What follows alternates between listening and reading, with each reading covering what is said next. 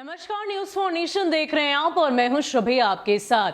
बिहार में रोजगार के मुद्दे पर गरमाई राजनीति के बीच मुख्यमंत्री नीतीश कुमार ने एक बड़ा फैसला लिया है। इसके तहत राज्य में संविदा पर बहाल कर्मी अब सरकारी सेवक नहीं माने जाएंगे। आपको बता दें कि संविदा का अर्थ कॉन्ट्रैक्ट होता है और अगर कॉन्ट्रैक्ट बेसिस पर किसी भी विभाग में कोई कर्मचारी काम कर रहा है तो उसे सरकारी सेवक नहीं कहा जाएगा। और साथ ही ये भी बता दें कि उन्हें 1 महीने पहले इस बात की सूचना दी जाएगी और उनकी सेवा समाप्त कर दी जाएगी। इसके अलावा क्या कुछ खबर है आपको बताते हैं। राज्य सरकार ने कॉन्ट्रैक्ट के आधार पर बहाली करने के लिए नई गाइडलाइन जारी कर दी है। आगे से ऐसी बहाली सरकार द्वारा स्वीकृत पदों पर ही की जाएगी। कॉन्ट्रैक्ट पर बहाल व्यक्ति सरकारी सेवक नहीं माने जाएंगे। वो किसी सरकारी सेवक वाली सुविधा के भी हकदार नहीं होंगे। वो सरकारी सेवा में नियमित करने का कोई दावा भी नहीं कर सकेंगे।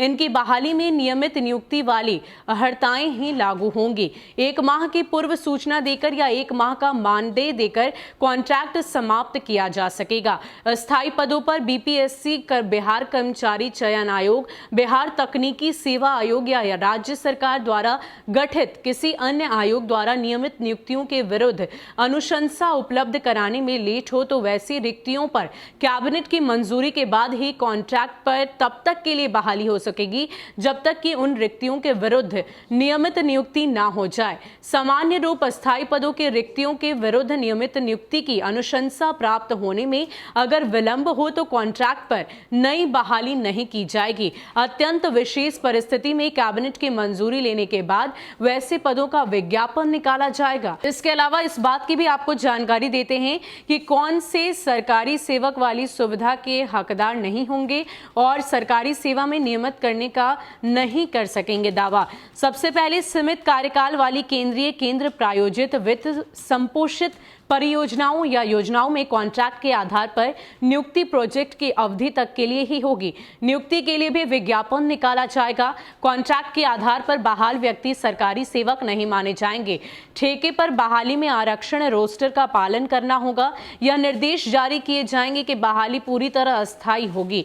नियमित नियुक्ति होने तक कॉन्ट्रैक्ट पर बहाली बरकरार रहेगी। जिस विभाग में कॉन्ट्रैक्ट पर काम कर रहे हैं वहां आवश्यकता नहीं होने पर दूसरे विभाग में समान पदनाम वाले रिक्तियों के विरुद्ध भी कॉन्ट्रैक्ट पर नियुक्ति हो सकेगी, पर इसके लिए नए सिरे से एग्रीमेंट करना होगा। नियमित नियुक्तियों की परीक्षा में असफल कॉन्ट्रैक्ट कर्मियों का अगर पद रिक्त रहेगा तो ऐसे पद पर पूर्व से कॉन्ट्रैक्ट पर कार्यरत रह चुके व्यक्ति को रखा जा सकेगा। बहाल कर्मी का मानदेय विकास आयुक्त की अध्यक्षता में गठित समिति तय करेगी। मानदेय का निर्धारण सरकार में समक्ष पद के वेतन और भत्तों को मिलाकर किया जाएगा। हर वर्ष रिवीजन होगा। मानदेय न्यूनतम मजदूरी से कम नहीं होगा। नियमित नियुक्ति में ऐसे कॉन्ट्रैक्ट कर्मियों को वेटेज मिलेगा। कार्य अवधि के समान अवधि की छूट अधिकतम उम्र सीमा में मिलेगी। अधिकतम 5 अंक प्रति वर्ष की दर से अधिकतम 25 अंक दिए जा सकेंगे। इसके साथ साथ इन कर्मियों के लिए 5 कार्य दिवस वाले कार्यालयों में वर्ष भर में 12 दिन और 6 कार्य दिवस वाले कार्यालयों में 16 दिन का आकस्मिक अवकाश होगा। कॉन्ट्रैक्ट के दूसरे वर्ष से उन्हें 1 वर्ष में 16 दिन अर्जित अवकाश मिलेंगे। उन्हें मातृत्व और पितृत्व अवकाश भी मिलेगा। कॉन्ट्रैक्ट अवधि में मृत्यु होने पर निकटतम आश्रित को 4 लाख रुपए का अनुदान मिलेगा।